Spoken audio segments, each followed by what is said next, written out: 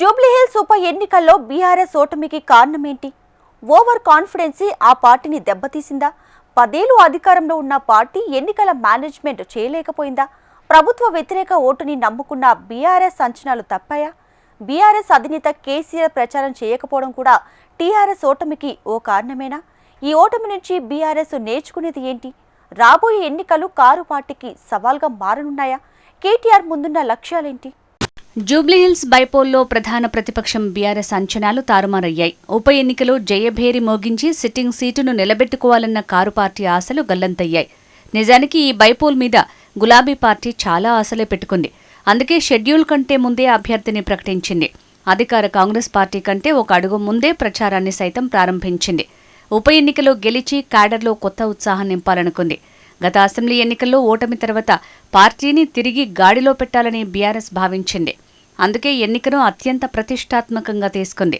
ఈ నేపథ్యంలో 10 ఏళ్ల కేసీఆర్ పాలనకు 2 ఏళ్ల రేవంత్ రెడ్డి పాలనకు రెఫరెండంగా బీఆర్ఎస్ వర్కింగ్ ప్రెసిడెంట్ కేటీఆర్ ప్రకటించారు. కానీ పోల్ మేనేజ్మెంట్లో పకడ్బందీ వ్యూహాల అమలులో విఫలం కావడం వల్ల పరాజయం తప్పలేదు. ఈ ఓటమి బీఆర్ఎస్లో తీవ్ర నిరుత్సాహాన్ని నింపింది. రానున్న జీహెచ్ఎంసీ ఎన్నికలు, స్థానిక సంస్థల ఎన్నికలను ఎదుర్కోవటం ప్రధాన ప్రతిపక్షం బీఆర్ఎస్కు అగ్ని పరీక్షగా మారిపోయింది. ఇప్పటివరకు గ్రేటర్ హైదరాబాద్ ప్రజలు బీఆర్ఎస్కు అండగా ఉంటూ వస్తున్నారు. కానీ ఈ దఫా ఎన్నికలు కారు పార్టీకి కొత్త సవాల్నే విసిరబోతున్నాయి. ప్రస్తుత బైపోల్లో ముఖ్యంగా ముస్లిం మైనారిటీలు కాంగ్రెస్కు అండగా నిలవటం బీఆర్ఎస్కు మింగుడుపడని అంశం. వాస్తవానికి 2023 అసెంబ్లీ ఎన్నికల్లో సిటీ ప్రజలతో పాటు ముస్లిం మైనారిటీలు బీఆర్ఎస్కు మద్దతుగా నిలిచారు. ఈ నేపథ్యంలో గత అసెంబ్లీ ఎన్నికల్లో బీఆర్ఎస్ పార్టీ ఎంఐఎం అడ్డా తప్ప మిగతా చోట్ల సిటీలో స్వీప్ చేసింది. ఇక మీదట హైదరాబాద్ సిటీలో ఆ పరిస్థితులు ఉండే అవకాశం కష్టమే.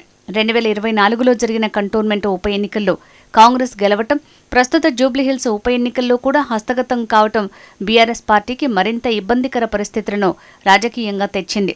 వాస్తవానికి కంటోన్మెంట్ ఉప ఎన్నిక అలాగే ప్రస్తుత జూబ్లీహిల్స్ ఉప ఎన్నికల్లో పింక్ పార్టీకి సెంటిమెంట్ వర్కౌట్ కాలేదు. ఆ సెంటిమెంట్నే నమ్ముకుని ఓటమి చవిచూసింది. జూబ్లీహిల్స్ ఉప ఎన్నికల్లో బీఆర్ఎస్ వర్కింగ్ ప్రెసిడెంట్ కేటీఆర్ అన్నీ తానై వ్యవహరించారు. అధినేత కేసీఆర్ ఫామ్ హౌస్కే పరిమితం కాగా మరొక కీలక నేత హరీష్ రావుతో కలిసి కేటీఆర్ విస్తృత ప్రచారం నిర్వహించారు. ప్రభుత్వ వ్యతిరేక ఓటు తమకు కలిసొస్తుందని మొదటి నుంచి బీఆర్ఎస్ నమ్మింది. హైడ్రా కూల్చివేతలు, ఆటో కార్మికుల సమస్యలు, కాంగ్రెస్ పార్టీ ఎన్నికల హామీల్ని అమలు చేయకపోవడం వంటివి తమకు కలిసొస్తాయని బీఆర్ఎస్ నమ్మకం పెట్టుకుంది. ఇదే విషయాన్ని తమ ప్రచారంలో బీఆర్ఎస్ నాయకులు విస్తృతంగా పరిచయం చేశారు. మరోవైపు రాష్ట్ర వ్యాప్తంగా ఉన్న బీఆర్ఎస్ నాయకులు క్యాడర్ మొత్తం గడిచిన నెల రోజులుగా జూబ్లీహిల్స్లో మకాం వేసినప్పటికీ ఫలితం తమకు వ్యతిరేకంగా రావడంపై పార్టీ అయోమయంలో పడింది. కేటీఆర్ రోడ్ షోలకు, కార్నర్ మీటింగ్స్కి జనాలు పెద్ద ఎత్తున తరలి రావడంతో బీఆర్ఎస్ ఖచ్చితంగా గెలుస్తుందన్న అంచనాలకు ఆ పార్టీ క్యాడర్ వచ్చింది. అయితే కేటీఆర్ కార్నర్ మీటింగ్స్కి వచ్చిన జనాలంతా కూడా జూబ్లీహిల్స్ ప్రజలు కాదని, ఇతర ప్రాంతాల నుంచి తరలించడం వల్ల ఓట్లు సాధించలేకపోయామన్న భావనలో క్యాడర్ ఉందట. మరోవైపు బీఆర్ఎస్ పార్టీకి అభ్యర్థి మాగంటి సునీత మైనస్గా నిలిచారన్న చర్చ కూడా సొంత పార్టీలో జరుగుతోంది. కాంగ్రెస్ అభ్యర్థి నవీన్ యాదవ్కు ఉన్న నెట్వర్క్ మాగంటి సునీతకు లేకపోవటం ఎన్నికల్లో చాలా స్పష్టంగా కనిపించింది. ఎన్నికలకు 2 రోజుల ముందు వరకు కూడా టీఆర్ఎస్ ఖచ్చితంగా గెలుస్తుందన్న భావన ఉన్నప్పటికీ చివరి 2 రోజులు పోల్ మేనేజ్మెంట్ చేయటంలో బీఆర్ఎస్ పూర్తిగా చేతులెత్తేసింది. 10 ఏళ్లు రాష్ట్రాన్ని పాలించిన పార్టీ పోల్ మేనేజ్మెంట్ చేయలేకపోవటం మైనస్గా మారింది. ఇదే సమయంలో కాంగ్రెస్ అభ్యర్థి నవీన్ యాదవ్ స్థానికుడు కావటం, కాంగ్రెస్ పోల్ మేనేజ్మెంట్ కూడా ఆ పార్టీ విజయానికి కలిసొచ్చింది. గత అసెంబ్లీ, పార్లమెంట్ ఎన్నికల్లో ఘోర ఫలితాలతో బీఆర్ఎస్ కష్టాల్లో ఉంది. ఇదే సమయంలో జరిగిన కంటోన్మెంట్ ఉప ఎన్నిక, ప్రస్తుత జూబ్లీహిల్స్ ఉప ఎన్నిక ప్రధాన ప్రతిపక్షాన్ని రాజకీయంగా మరింత కష్టాల్లోకి నెట్టింది. ఈ నేపథ్యంలో భవిష్యత్తు మీద బీఆర్ఎస్ నాయకత్వం మేధోమథనం ప్రారంభించింది. రానున్న స్థానిక సంస్థలు, గ్రేటర్ ఎన్నికలను ఎలా ఎదుర్కోవాలి అనే అంశం మీద ఇప్పటికే పార్టీ వర్కింగ్ ప్రెసిడెంట్ కేటీఆర్ నాయకులతో మంతనాలు జరుపుతున్నారు.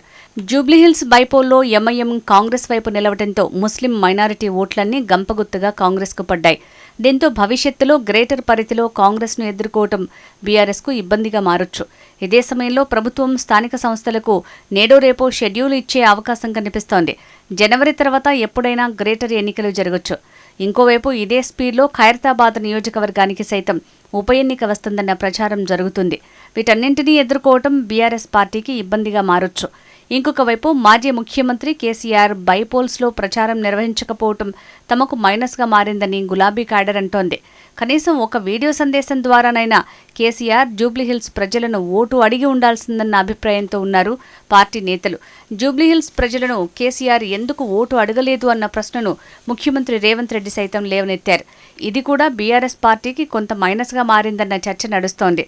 ఇంకొక వైపు టీఆర్ఎస్ వర్కింగ్ ప్రెసిడెంట్ కేటీఆర్ జూబ్లీహిల్స్లోని గల్లీ గల్లీ ప్రచారం నిర్వహించిన ప్రతి ఇంటికి వెళ్లి ఓటు అడిగినప్పటికీ కూడా జూబ్లీహిల్స్ ప్రజలు ఆదరించలేదు. ఇవన్నీ బీఆర్ఎస్ పార్టీ భవిష్యత్తు మీద క్యాడర్ను అయోమయానికి గురిచేస్తోంది. జూబ్లీహిల్స్లో మాగంటి గోపీనాథ్ తర్వాత సెకండ్ గ్రేడ్ నాయకులు లేకపోవడం కూడా ఆ పార్టీ ఓటమికి కారణంగా విశ్లేషణలు వస్తున్నాయి. దుబాకలో రామలింగారెడ్డి మరణం తర్వాత జరిగిన ఉప ఎన్నికలో బీఆర్ఎస్ ఓటమి, కంటోన్మెంట్లో లాస్యానందిత మరణం తర్వాత జరిగిన బైపోల్లో పరాజయం, ప్రస్తుత జూబ్లీహిల్స్లో మాగంటి గోపీనాథ్ మరణం తర్వాత జరిగిన ఉప ఎన్నికల్లో కూడా బీఆర్ఎస్ పార్టీకి సింపతిని తెచ్చిపెట్టలేదు. ఏదేమైనప్పటికీ జూబ్లీహిల్స్ ఉప ఎన్నిక ఫలితం బీఆర్ఎస్ నాయకులు క్యాడర్ను నిరాశకు గురిచేసింది. ప్రస్తుతం పార్టీకి అన్నీ తానై వ్యవహరిస్తున్న కేటీఆర్ నాయకత్వానికి సవాల్గా నిలిచింది.